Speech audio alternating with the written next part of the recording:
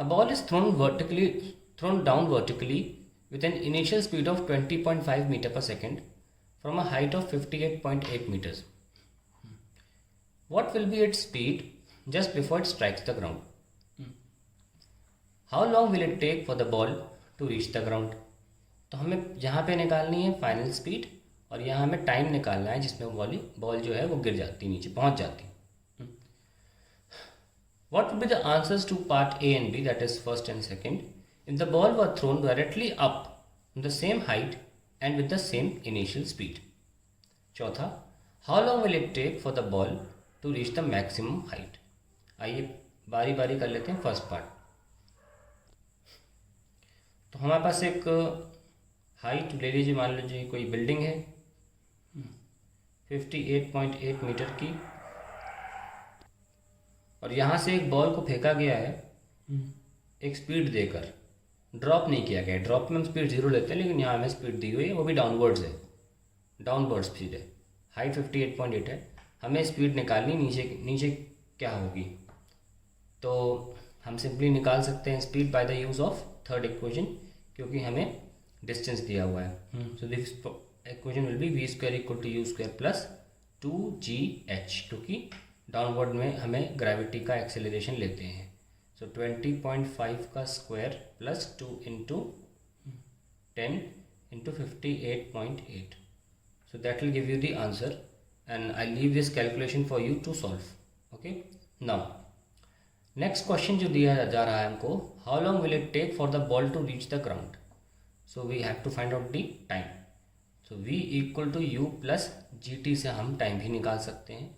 यहाँ से हमारे पास v आ जाएगा, ये v जो भी आएगा square root of this quantity होगा 20.5 का स्क्वायर प्लस 2 इंटू 10 इंटू 58.8.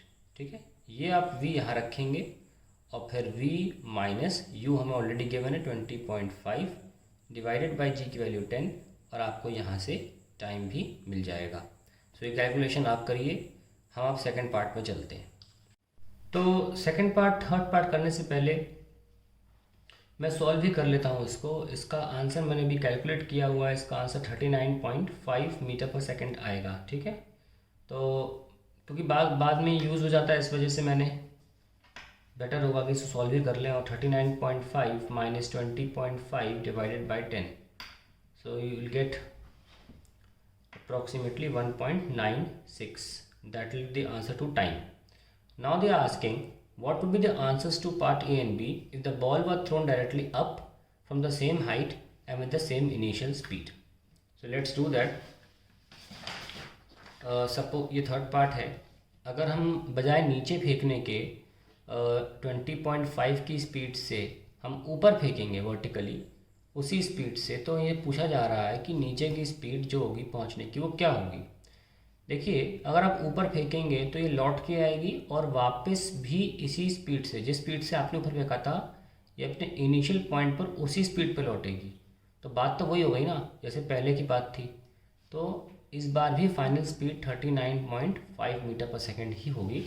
तो ध्यान रखना इस बात का कि चाहे आप नीचे फेंकें चाहे ऊपर फेंकें, आपकी जो फाइनल स्पीड होती है वो दोनों केस में वी फाइनल या वी फाइनल 2 ये हमेशा सेम होती है. ये बहुत इंपॉर्टेंट पॉइंट है, ध्यान रखिएगा, इसमें सॉल्व नहीं करना है. अब आता है लास्ट, हमें दोनों पार्ट सॉल्व करना, टाइम भी निकालना है भाई. लेकिन ये बात ध्यान रखें, टाइम जो है वो ऑब्वियसली ज़्यादा लगेगा, क्योंकि ऊपर जाने का है, ये नीचे जाने का भी टाइम जुड़ जाएगा. सो टाइम में आप क्या कर सकते हैं, height is equals to u t half g t square. अब मैं साइन रखना सिखा रहा हूँ, ध्यान से सुनिएगा. अल्टीमेटली बॉडी नीचे पहुँच जाती है, फ्रॉम दिस हाइट से नीचे पहुँच जाती है. तो डिस्प्लेसमेंट का डायरेक्शन, फाइनल डायरेक्शन नीचे है, और एक्सेलरेशन ड्यू टू ग्रेविटी जो है जी वो भी नीचे लग रही है, और जो यू है वो ऊपर है. तो हमारे दो पैरामीटर्स नीचे हैं, एक पैरामीटर ऊपर है. जब ज़्यादा होते हैं तो आप दोनों जो ज़्यादा पैरामीटर्स हैं उनको प्लस ले लीजिए और एक माइनस ले लीजिए. ठीक है, तो h कितना दे रखा है हमें 58.8, u हमें दे रखा है minus 20.5 into time plus 5t square. So that is the equation. So we have 5t square minus 20.5t minus 58.8 equal to 0. अब कैलकुलेशन बहुत अजीब सी है इस क्वेश्चन की, क्योंकि वैल्यूज़ अच्छी नहीं है। कोई बात नहीं, हम सॉल्व तो करेंगे। T square minus 4.1t minus 11.76 equal to 0। So ये हमारे पास कैलकुलेशन आ जाती है। अब ये इसको बोलते हैं हमें क्वाड्रेटिक इक्वेशन। क्वाड्रेटिक इक्वेशन, और क्वाड्रेटिक इक्वेशन इस तरीके से होती है, a x square plus b x plus c equal to 0। इसमें हम डायरेक्टली एक्स निकाल सकते हैं by the formula minus b plus minus b square minus 4ac divided by 2a। ना प्लस माइनस का मतलब होता है कि जब भी पावर 2 होगी तो x की दो वैल्यूज़ आएंगी। एक होगी minus b plus b square minus 4ac upon 2a, और एक इसका नेगेटिव वाली काउंटर पार्ट होगा। अब अगर इस इक्वेशन को देखें, t square minus 4.1t minus 11.76 equal to 0, तो हम a की वैल्यू देख सकते हैं कि 1 है, b की वैल्यू है माइनस 4.1 और c की वैल्यू है माइनस 11.76। हम इस फॉर्मूले में रख सकते हैं। हमारा आंसर आएगा माइनस b है तो माइनस b प्लस हो जाएगा, ये 4.1 t is equals two plus minus, दो आंसर्स आ सकते हैं, बी स्क्वायर माइनस 4.1 का स्क्वायर यहाँ कर लेते हैं, कितना आएगा 41 into 41 into 164 1861। So we get 16.81। तो यहाँ लिख सकते हैं 16.81, स्क्वायर करके माइनस एन तो चला गया।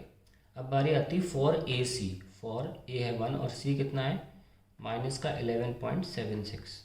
ठीक है, यहाँ पहले से माइनस है फॉर्मूले में, तो यहाँ प्लस हो जाएगा, और इसका गुणा कर देते हैं 11.76 का, 11 4 से 44, आप सिर्फ 76 का गुणा कर दीजिए, 6 4 से 24, 28 एंड 30, तो 3.04 जोड़ दीजिए 44 में, that is 47.04 divided by 2 into a की वैल्यू 1 है। So we get 4.1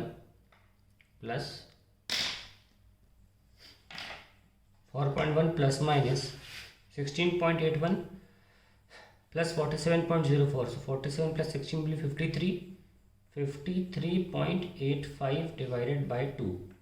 So we have 53 plus 4 57.1 and 57.95 divided by 2, so we get 28.5 करीब हमारा आंसर आ रहा है time seconds. So that is the answer to the question. अब ये भी देखें कि माइनस वाला हम टर्म नहीं ले रहे हैं, क्योंकि मैंने यहाँ पे स्क्वायर रूट नहीं किया है, स्क्वायर रूट कर लीजिए, गलत हो जाएगा फिर नहीं तो। 53.85 का स्क्वायर रूट आप अंदाज़न लगा सकते हैं, 7 का 49 होता है और 8 का 64 होता है, तो हम 8 से काफ़ी दूर हैं और 7 के थोड़े पास में हैं, तो हम 7.4 ले लेते हैं, अप्रॉक्सीमेटली ले लेते हैं। तो 7.4 plus 4.1 will be 11.5 and then divided by 2 will be 5.75 seconds. So that will be the actual answer to the question. ठीक है, और इसे कंपेयर भी करिए, पहले जो हमारा आंसर आया था वो आया था 1.96, ओके, और इस बार जो हमारा आंसर आया 5.75, देख सकते हैं कि आंसर ज़्यादा भी आया है, यानी कि एक्स्ट्रा जो आंसर जो टाइम लगा वो ये घूमने में लगा है। ठीक है, चलिए आगे बढ़ते हैं। How long will it take for the ball to reach the maximum height.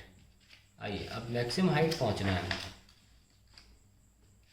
हमारे पास ये क्लिफ थी या हाइट 58.8 मीटर, और हमने ये बोला कि हम ऊपर फेंक रहे हैं, तो ये ऊपर मैक्सिमम हाइट पहुंचने में कितना टाइम लगेगा हमको ये निकालना है। देखिए, मैक्सिमम हाइट पर जो वेलोसिटी वो ज़ीरो हो जाती है, तो दैट्स इट, क्वेश्चन सॉल्व हो गया। Zero, starting speed 20.5 minus 10 into t, so t क्या हो गया 20.5 divided by 10, that is 2.05 seconds. अब देखिए, इसका सेकेंड मेथड भी है सॉल्व करने का, दिखाता हूँ क्या। सेकेंड मेथड क्या है, आपने जो बॉल ली वो ऊपर फेंकी और नीचे आ गई। हमको पहले से पता है कि यहाँ से वापस वही स्पीड हो जाती है जो नीचे फेंकने की थी 20.5, और यहाँ से पर 20.5 से अगर देखें तो टाइम हमें पहले से सॉल्व किया हुआ है 1.96 आ रहा है। ठीक है, और ओवर यहाँ से लेकर पूरा टाइम कितना निकाला था हमने 5.75। ये टोटल टाइम था और ये जो टी टाइम है केवल यहाँ से यहाँ तक का है 1.96। यस और नो? तो अगर हम टोटल टाइम में से 1.96 माइनस कर देते तो क्या होता, आइए देखते हैं। 1.96 0 9 8 17 और 3 we would have got 3.8। Yes और नो? यानी कि इस पूरे घूमने में ये कितना टाइम लगा 3.8। और ध्यान रखिएगा जितना ऊपर जाने में टाइम लगता है उतना ही नीचे आने में लगता है यहाँ तक, यानी कि हम डायरेक्टली आंसर बोल सकते थे 1.9 सेकेंड्स। तो हमें ये सॉल्व नहीं करने जरूरत है, थोड़ा कॉमन सेंस रखेंगे तो डायरेक्टली आंसर आ सकता है। अब आप ये देख रहे होंगे सर टाइम तो डिफरेंट आ रहा है, और टाइम इसलिए डिफरेंट आ रहा है क्योंकि ये एक्चुअल वैल्यूज़ लिए हैं हमने जो कि ईजी थी, एक्चुअल वैल्यूज़ लिए हैं, इसलिए आपका टाइम जो आ रहा है वो सही आ रहा है। यहाँ पर एक्चुअली ज़्यादा सही आंसर एक्यूरेट है। यहाँ पर हमने अज्यूम किया था कि 53.85 का जो स्क्वायर रूट है वो 7.4 है, उस लिहाज से हमने एक अजम्पशन बेस्ड कैलकुलेशन की है। प्रॉपर कैलकुलेटर से निकालोगे तो आपका 1 यही आने वाला है, 3.8 ही आएगा। और इनफैक्ट आप एक्चुअल कैलकुलेशन जहाँ से भी कर सकते थे कि मतलब इस मेथड से आपने सॉल्व कर लिया तो फिर आपको ये स्क्वायर रूट निकालने की ज़रूरत नहीं पड़ती। खैर I hope method is important, question करना तो आपको आ ही गया होगा ये, ठीक है।